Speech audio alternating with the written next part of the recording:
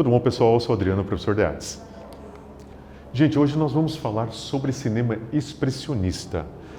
Vamos conhecer um pouco mais sobre a vida dos grandes autores do cinema expressionista e estender sua influência, suas óticas para o expressionismo.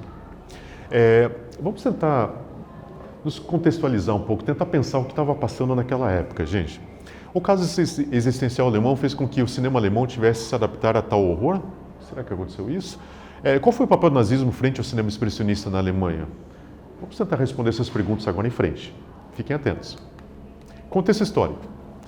A tradição da literária fantástica alemã, surgida no movimento romântico do século XIX, e a pintura expressionista foram linguagens essenciais para a formação do cinema expressionista alemão. Trouxe a visão da fantasia mítica e a exteriorização emocional, fazendo uma fusão do caos da crise e a emoção conflitante. Inclusive aqui, gente, eu estou mostrando para vocês uma figura aqui de Ernest Hoffmann. Ernest Hoffmann foi um crítico e ele foi exatamente o cara que simboliza mais essa questão da literatura fantástica alemã. Só para vocês terem uma ideia do que é literatura fantástica alemã, nós temos um exemplo, uma produção recente que aconteceu no cinema, que foi O Labirinto do Fauno. Ele surge exatamente dentro dessa literatura. Só para você ver como esse homem era um cara muito à frente de seu tempo, ele incorporou no nome dele o nome Amadeus, em homenagem a Mozart, que ele gostava muito. E ele foi o primeiro crítico no mundo a reconhecer Beethoven como um gênio. E ele falou abertamente, esse rapaz é um gênio. E muita gente não concordava com ele, até que o pessoal veio a ter essa ideia.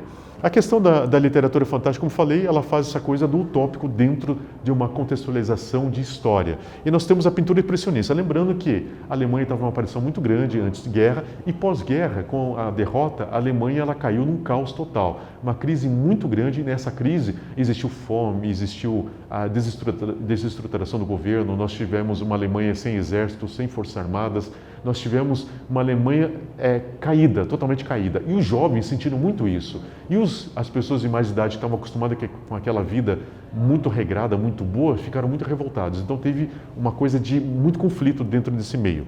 E nós temos a exteriorização emocional do caos. Uma coisa que vai ficar muito presente dentro do cinema expressionista é o caos representado de uma forma visual. Isso vocês vão acompanhar de todas as formas. E nós temos a questão do cinema uma nova linguagem. Lembrando que cinema significa imagem em movimento, e a fotografia tinha surgido em 1895, então há pouco tempo já surge o cinema. O cinema, os efeitos especiais dentro do cinema, por exemplo, foram introduzidos por Georges Méliès, ilusionista e produtor de cinema, no filme Homem com Cabeça de Borracha, de 1901.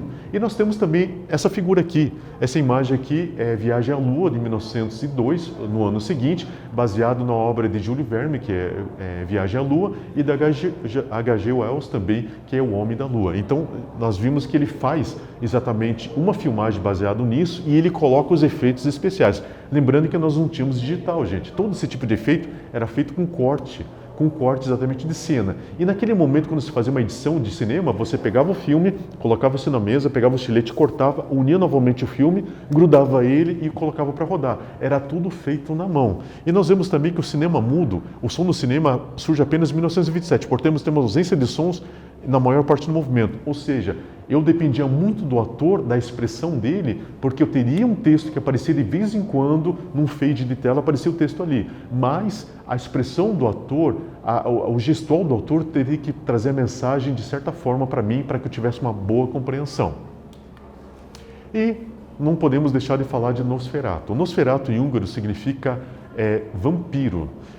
Antes de falar do filme, é necessário citar o que veio a inspiração dele. Os contos sobre os vampiros são muito antigos, porém foi nas mãos do inglês Bram Stoker que esteve, por ser mitológico, se popularizou em um livro de romance de horror chamado Drácula. Gente, vocês já vão ver a relação com relação a Drácula e com relação a Nosferatu. Só lembrando de Drácula, Drácula foi escrito em 1897 e conta exatamente um conde muito elegante, um cara muito bonitão, que na verdade era um vampiro. Lembrando que vampiros está dentro da mitologia antiga europeia há muito tempo, remonta, se não me engano, à antiga Grécia.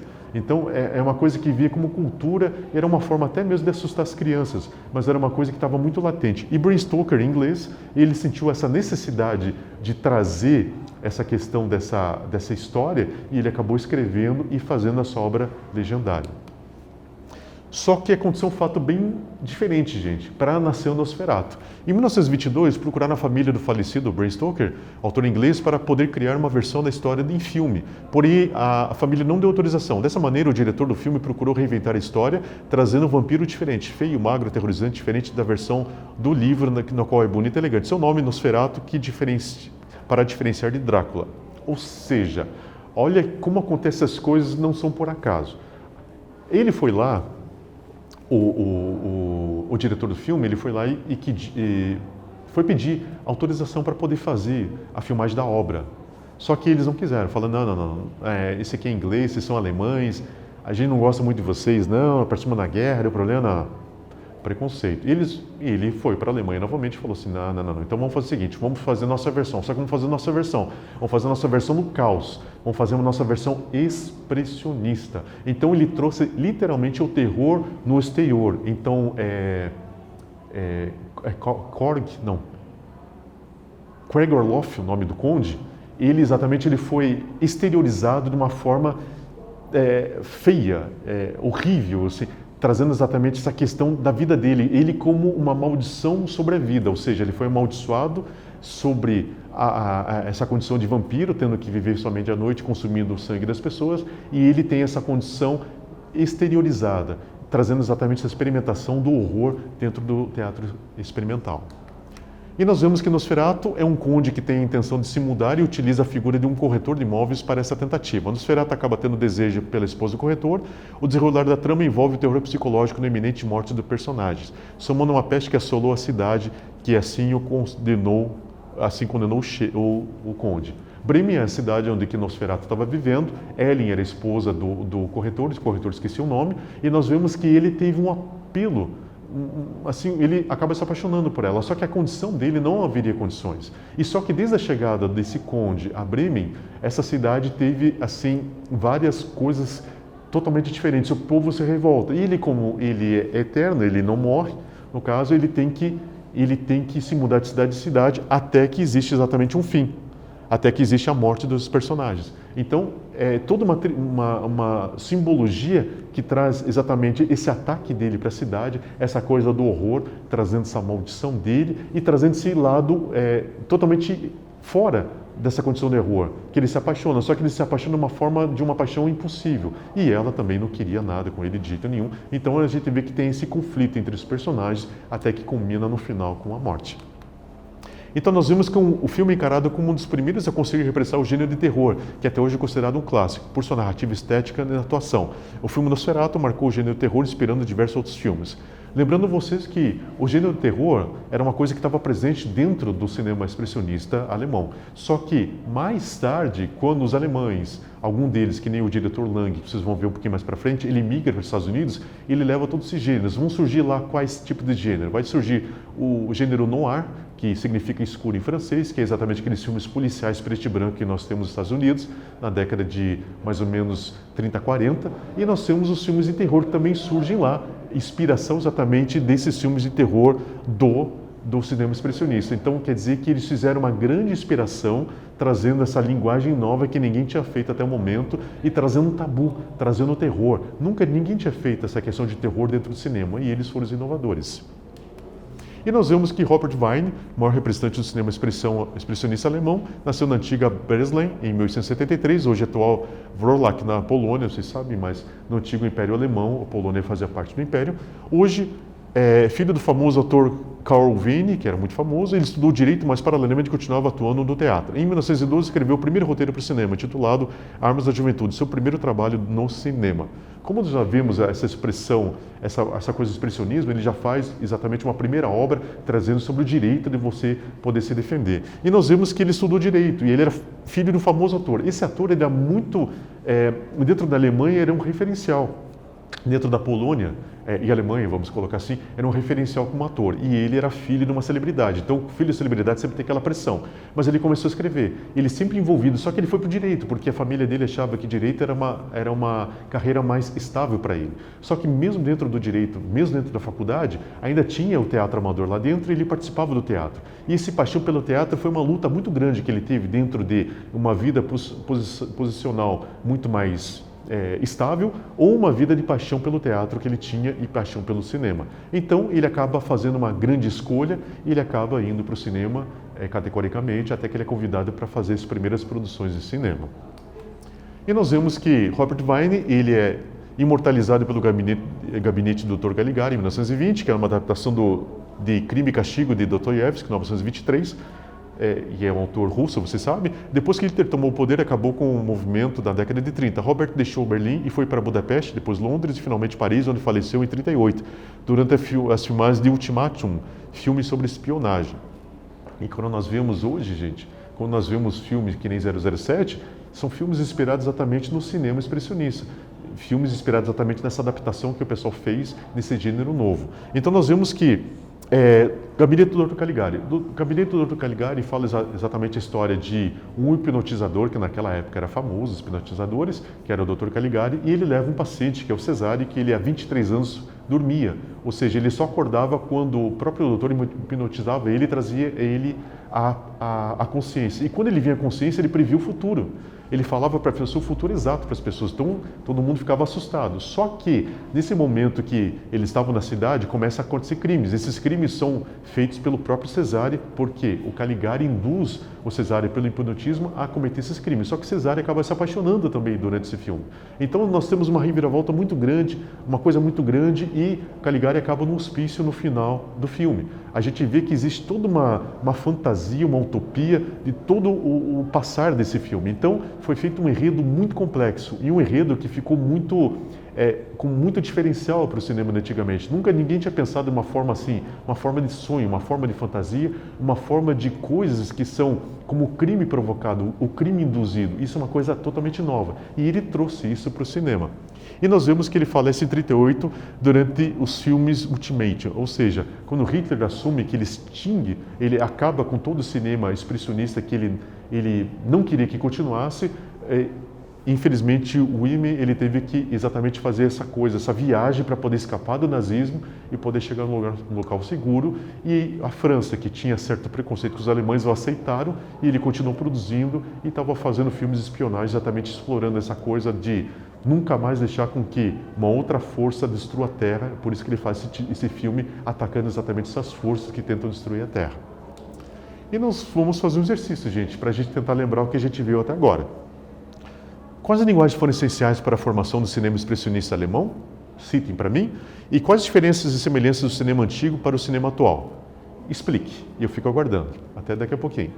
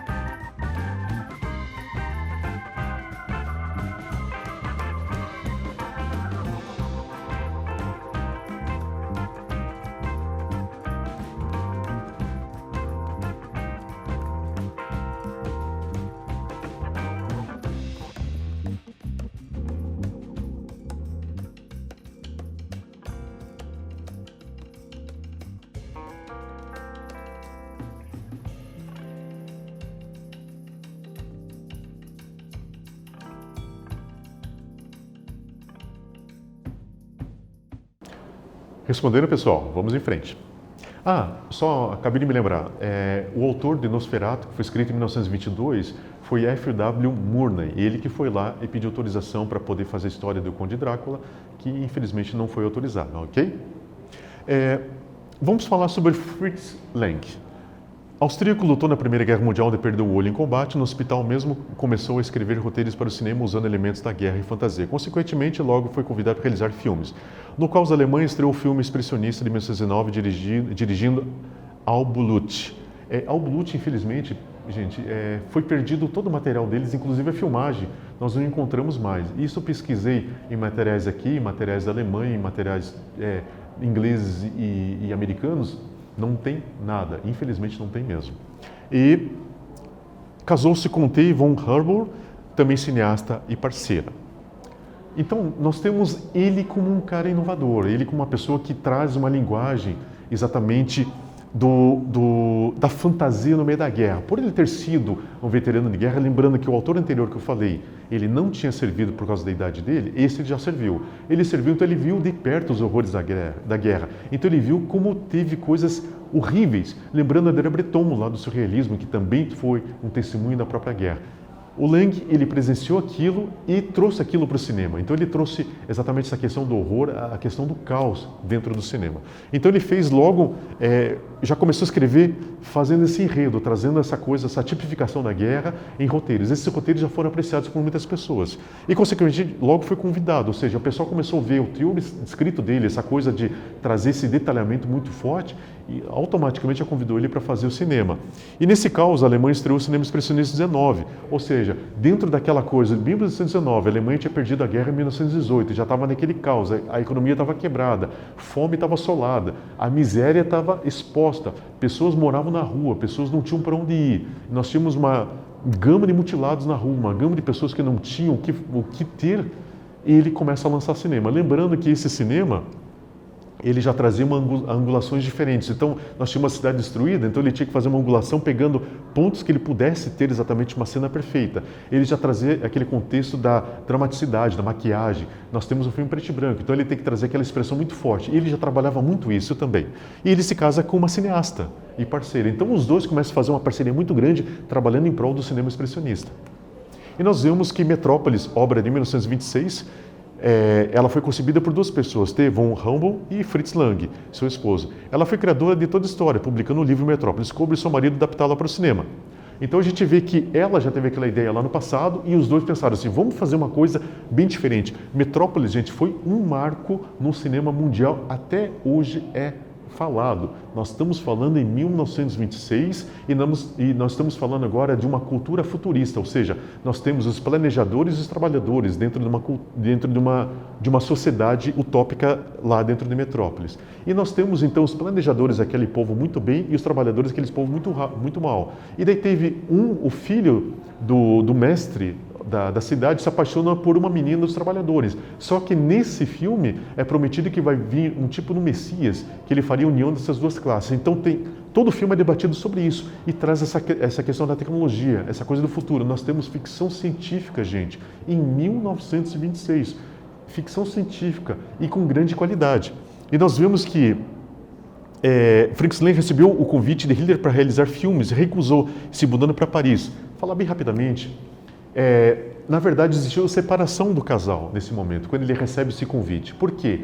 A Thea, ela aceita o convite e ele não aceita. Então ele sai e vai embora. Ele sai da Alemanha para não ter o perigo dessa perseguição. Mas Thea, ela aceita e começa a fazer os filmes alemães. Não sei dizer para vocês se ela tinha um coração exatamente ligado ao nazismo ou tinha um coração ligado somente ao cinema. Mas ela encarou o desafio e fez. Só que no final da guerra ela é perdoada porque, inclusive, ela ajuda a salvar minorias do nazismo. Mas ela acabou participando dessa produção nazista de Goebbels dentro da publicidade alemã. E nós vemos essas inovações. A inovação desse filme foi inúmeras. Primeiramente, o primeiro filme de ficção científica que traz um futuro destrutivo, com problemas sociais severos. Lembra que eu falei planejadores e trabalhadores? E eles começam a retratar nesse filme exatamente isso. A tecnologia vem trazendo coisas boas, mas coisas ruins. Você lembra que a gente já falou outra oportunidade sobre o teatro expressionista? Que em uma das obras fala sobre a questão do homem se tornar um ser transparente, sobre a tecnologia vir, as indústrias vir, as máquinas virem tomar o lugar dos homens. Ele está fazendo a mesma coisa. Está falando que a máquina, a tecnologia pode ser que traça problemas severos sociais, ou seja, a desumanização do homem, ou seja, o homem não se torna mais um indivíduo, mas se torna uma massa. Ele não pode mais se tornar uma pessoa que tem uma opinião, mas se torna um agregado de pessoas no meio de tudo aquilo. Outra coisa importante é de pontuar as técnicas de efeitos especiais, em uma época que não existia tecnologias de hoje.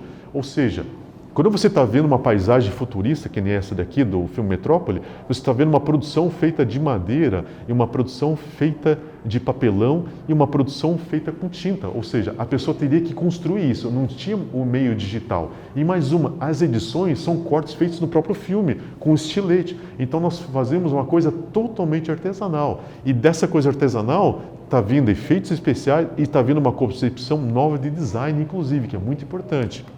E nós vemos que Metrópolis é um trabalho magnífico, que é uma cidade inventada que tem aspectos futuristas, tendo arranha-céus com passarelas, carros voadores, simplesmente sensacional. Carros voadores, gente, 1926. Estava começando os veículos, nós tínhamos o modelo T, se não me engano, em 1913, se não me engano. Então nós temos começo da era industrial, eles já estão pensando em carros voando, eles já estão olhando lá na frente o que ia acontecer. Olha só isso daqui. Autoestradas, estradas no ar, é uma coisa que hoje é natural. Luminosos, uma forma de arranha-céus, uma forma de comunicação entre prédios. Ele já tinha pensado isso, uma coisa inovadora, e ele já estava fazendo.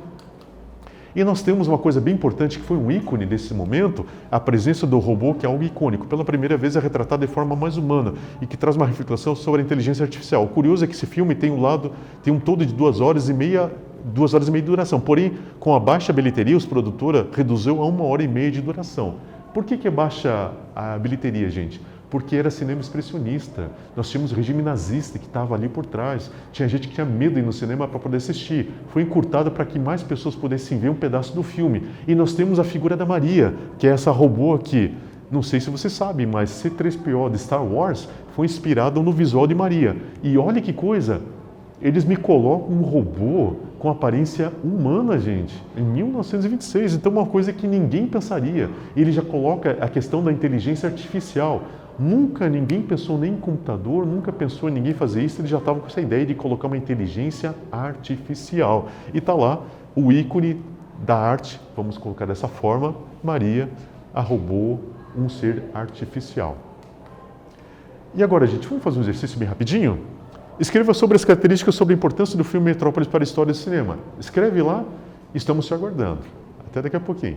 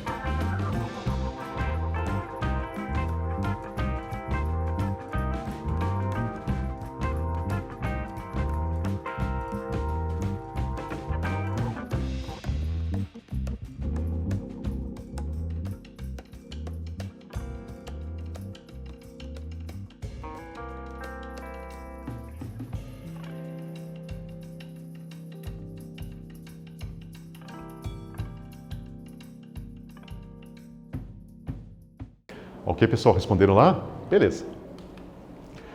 Então, o que vimos na aula de hoje, pessoal? Nós vimos um breve resumo sobre a história do cinema. A gente viu que o cinema ele surge com uma linguagem que ela estava vinculada a histórias normais, e dentro do expressionismo alemão nós temos essa influência do aspecto histórico de todo o caos que estava acontecendo, e o cinema ele é adaptado para essa linguagem, trazendo claro-escuro, trazendo a maquiagem, trazendo movimentos maiores, gestuais, trazendo angulações diferentes para poder pegar partes da cidade que são interessantes, trazendo a construção de cenários, tudo feito na mão, sem nada digital, edição feita na mão, porque não tem nada digital, uma coisa muito artesanal. E nós vemos e conceituamos o cinema expressionista analisando algumas de suas características através dos filmes Nosferatu e Metrópolis.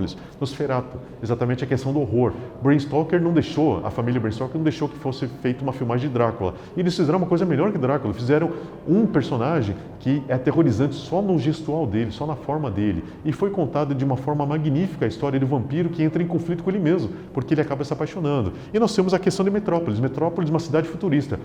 Meu Deus do céu, nós temos carros que voam, nós temos prédios interligados, nós temos ruas no ar, então nós temos coisas totalmente do presente, do futuro que não temos ainda, já estava feito lá e de uma forma artesanal, em 1926. Então a gente vê a genialidade do cinema dessa época. E lembrando que era um cinema mudo e um cinema preto e branco, e foi genial. Ok, gente?